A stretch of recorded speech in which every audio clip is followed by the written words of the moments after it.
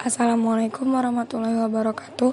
Perkenalkan, nama saya Zahratul Janan dari 12 IPA 1. Rekaman audio ini saya buat untuk mereview film Interstellar, di mana film ini menceritakan tentang relativitas waktu dari luar angkasa terhadap bumi atau distilasi waktu. Nah, langsung aja. Jadi, film ini itu terdiri dari seorang kakek bernama Donald, Cooper adalah seorang ayah, Murphy adalah seorang anak perempuan, dan Tom seorang anak laki-lakinya. Mereka tinggal di Amerika Serikat. Pada waktu itu, Amerika Serikat sedang krisis terhadap pangan. Maka dari itu, mereka memfokuskan anggaran hanya terhadap pertanian, yang lainnya ditutup. Nah, mereka tinggal di sebuah rumah dikelilingi kebun persawahan jagung milik mereka sendiri. Di masa itu, terdapat banyak sayuran yang sudah tidak bisa lagi ditanam, termasuk gandum. Nah, pada waktu itu tuh hanya jagung lah yang dapat bertahan dengan waktu yang sangat lama. Setelah itu, ketika itu Tom meminta kepada ayahnya untuk datang ke sekolah. Dalam perjalanan, ayahnya menemukan sebuah pesawat tanpa awak milik India. Lalu mereka menghampirinya dan mengambil sebuah benda yang kata Cooper itu bisa menjadi bahan untuk meladang. Jadi si Cooper ini sebenarnya bisa ngelakuin banyak teknologi gitu karena dia mantan NASA. Dia pakai semua barang-barang atau macam otak mesin itu untuk menghidupi barang lain. Nah, gitu. Setelah itu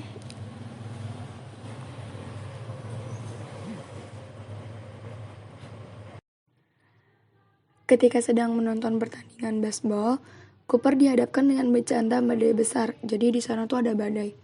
Waktu itu tuh terjadi badai. Nah, setelah itu mereka kembali ke rumah dan Murphy, anaknya, lupa nutup jendela kamar.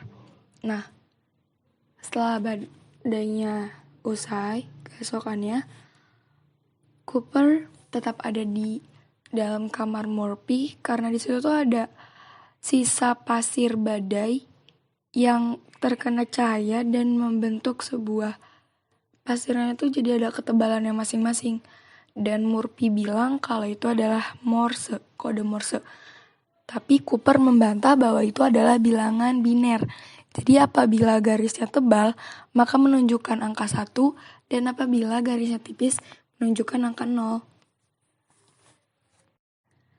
Dari situ, Cooper menarik titik besar bahwa itu adalah koordinat sebuah tempat di mana dia bisa mendapatkan sesuatu yang dapat melangsungkan kehidupan pertanian mereka. Lalu Cooper bersiap untuk datang ke koordinatnya. Namun anaknya Murphy yang begitu cerdas ingin mengikuti Cooper. Lalu mereka sampai pada malam hari dan di sana ada sebuah pagar kawat. Lalu Cooper memutuskan kawat tersebut, namun sayangnya mereka justru malah ditangkap oleh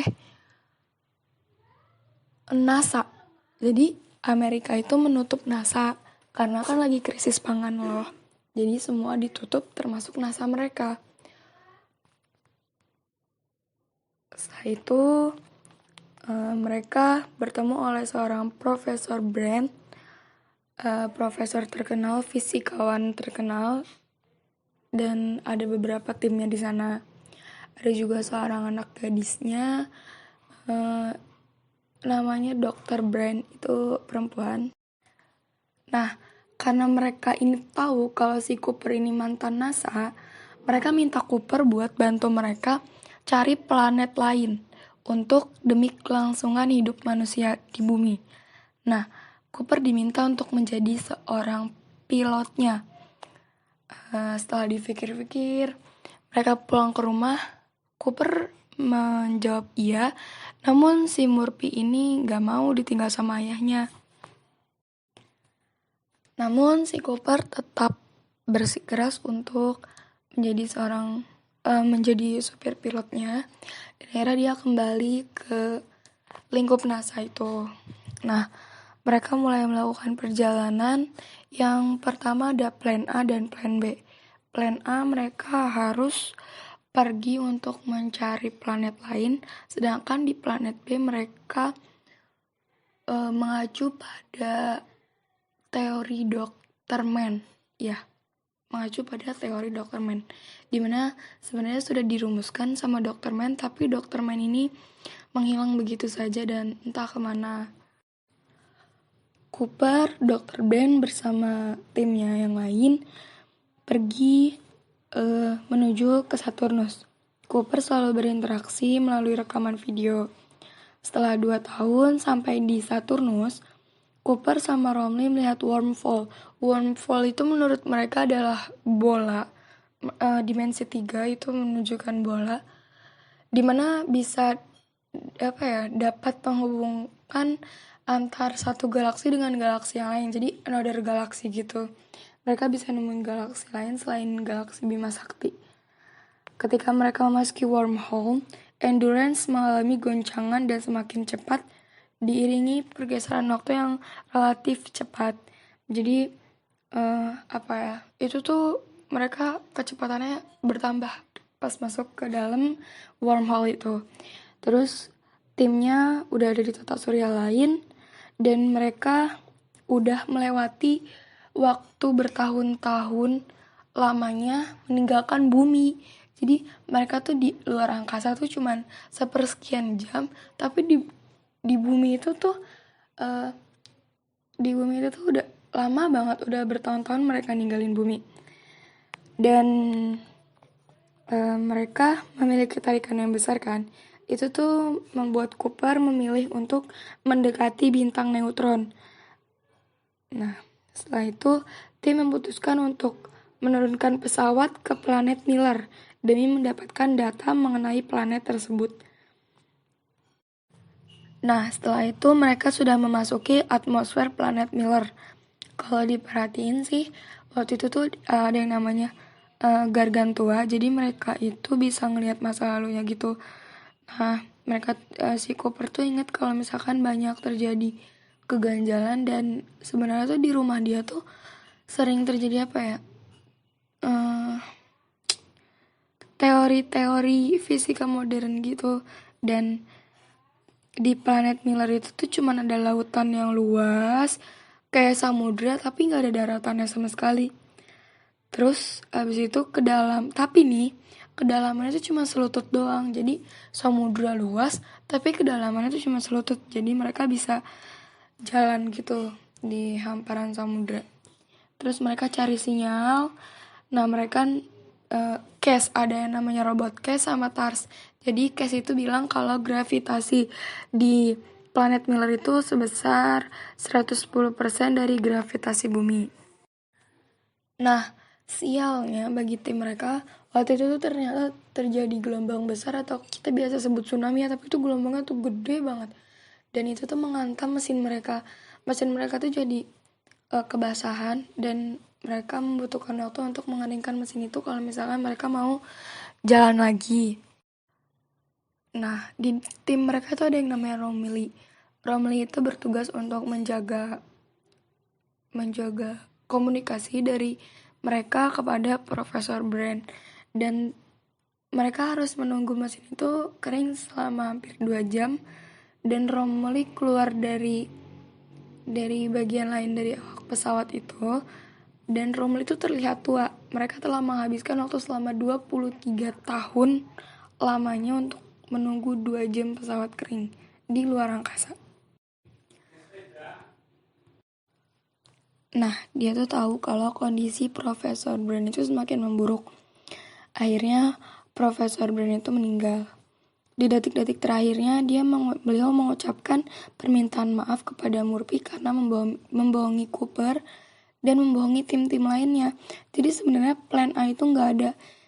Dia Cuma menjadi tujuan utama dalam misi itu nggak ada kan. Faktanya mereka tuh harus mengikuti plan B, sedangkan mereka telah menghabiskan waktu hanya untuk melakukan percobaan yang pertama. Dan Murphy itu sakit hati banget karena merasa dia tuh dibohongin dan ayahnya pergi ke sana tuh untuk cuma hal yang sia-sia doang. Terus lanjut ke rencana mereka yang kedua, kalau mereka pergi ke planet Man. Di sana cuma punya batuan es yang padat. Jadi di sana tuh dingin banget suhunya. Kalau misalkan pagi bisa 69 derajat lebih dingin, sedangkan malamnya bisa lebih dari itu. Nah, mereka nyelamatin Dr. Man di dalam inkubator. Jadi di dalam pesawat itu sebenarnya tuh ada tempat gitu buat kita ngisi oksigen kita lagi kalau kita jadi seorang astronot. Dan Dr. Man itu di sana tuh kebekuan, kedinginan, tapi dia masih hidup. Dan mereka mengusung lagi rencana untuk menemukan planet baru. Namun sialnya ketika Dr. Brandon Romley pergi bersama Tars dan Cass, si Cooper sama Dr. Man ini ditinggal berdua kan. Mereka jalan-jalan, tapi sialnya si Dr. Man ini berencana buat bunuh Cooper karena menurut Dr. Man ini Cooper tuh payah dalam mencari planet lain gitu. Tapi scene ini bagus dan menegangkan. Cuman yang namanya orang baik pasti bakal tetap hidup, apalagi pemeran utama ya kan.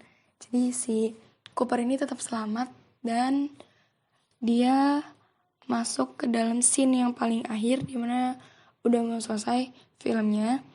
Dia masuk ke dalam dimensi kelima di dalam lubang hitam. Jadi dimensi kelima tuh disebut sebagai Tesseract, dimana semua kejadian masa lalu sama sekarang itu bisa dilihat. Gila banget pokoknya, seru. Terus dimana tuh rak-rak Murphy ini yang tadi dia bilang. Jadi Murphy ini emang anaknya cerdas banget. Dia bisa baca sandi Morse dan disitu dia menyimpulkan kata stay atau tinggallah. Jadi sebenarnya perjalanan dia tuh sebenarnya udah sia-sia. Murphy udah pernah bilang kalau dia pergi itu bakalan sia-sia. Tapi ayahnya nih nggak mau dengerin, si Cooper ini keras kepala dan dia tetap mau jadi pilotnya. Nah, si Cooper ini minta Tars buat ngirim data kuantum. Nah, setelah itu dengan adanya data itu, Murphy berhasil membuat manusia lepas dari gravitasi alam dan membuat gravitasi buatan. Murphy membangun Cooper Station dan membentuk seperti pesawat besar mengorbit di sekitar Saturnus. Enak banget. Cooper terhempas dari Tesseract dan membuat dirinya berada dekat planet Saturnusnya. Habis itu ada NASA yang lihat Cooper, terus Cooper dirawat di Saturnus itu dan Cooper selamat. Setelah itu si Murphy ini tahu dan dia minta buat datang ke Saturnus dan ternyata Murphy itu udah tua banget. Dia udah sakit-sakitan dan cuma Cooper ini masih terlihat muda karena itu adalah relativitas waktu dimana 1 jam yang dihabiskan oleh astronot di luar sana itu tuh bertahun-tahun lamanya mereka meninggalkan bumi. Dan setelah itu endingnya Cooper sama Murph itu anaknya bisa ketemu lagi dan happy ending. Terus ya karena Murph ini udah tua ya, jadi ya mungkin sisa waktunya nggak banyak lagi, cuman dia tetap bisa ketemu sama ayahnya. Dan film ini nih bagus banget. Aku ngabisin waktu 2 jam buat nonton ini, tapi kita bisa belajar banyak tentang teori-teori yang gak kita ketahui. Terus teori fisika modern dari Einstein, semuanya itu ada di sini dan film ini beredukasi tinggi. Oke, jadi kalian harus nonton. Terima kasih. Assalamualaikum warahmatullahi wabarakatuh.